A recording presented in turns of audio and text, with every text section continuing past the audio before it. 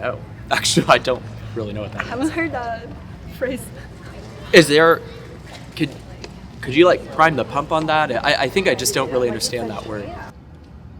I guess self-compassion would mean sort of a combination of trying to meet those ends, trying to give yourself that self-care, but also just like not being too hard on yourself when you don't succeed in those ideals that we were talking about earlier of like what we want out of college. You know, sometimes it can be hard to meet those goals, and I think self-compassion is both just a physical self-care but also an emotional, like just being easy on yourself, because that's important. Self-compassion is honestly just probably most importantly just like forgiving yourself, because I feel like everyone, like, since it's so hard here and everything, like everyone's just always like so hard on themselves.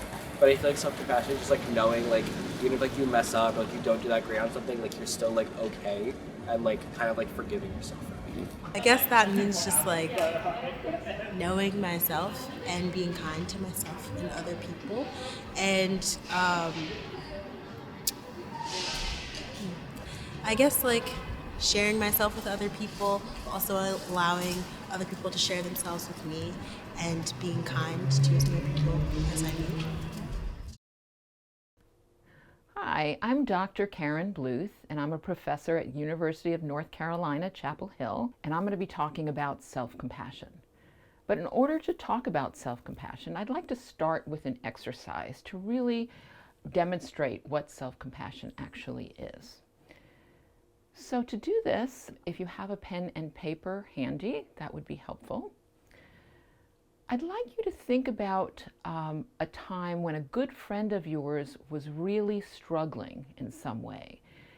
Maybe something happened that day that made them feel really inadequate or unworthy. Maybe they got into a fight with a good friend or with their boyfriend or girlfriend, or maybe they failed a test or forgot about a really important project, and they came to you.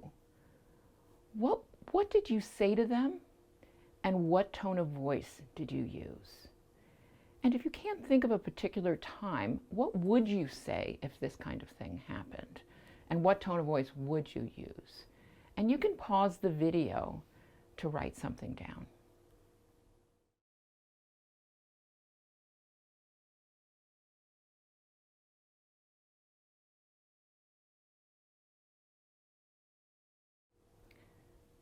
So now what I'd like you to do is think about a time when you felt unworthy and inadequate, when something happened that made you feel really badly about yourself.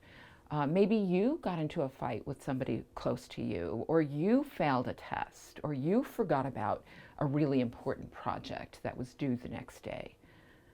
What words did you say to yourself, and what tone of voice did you use? And again, you can pause the video to write this down.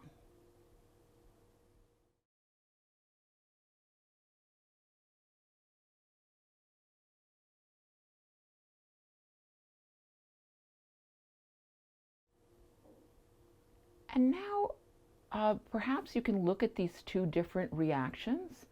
And if you're like most people, you realize that you're much harder on yourself than you are on your good friends. In fact, 78% of us are much kinder to our friends than we are to ourselves. In fact, we say things to ourselves that we would never, ever say to a good friend. We're much harsher with ourselves. And so one definition of self-compassion is treating yourself the way you would treat a good friend when you're struggling.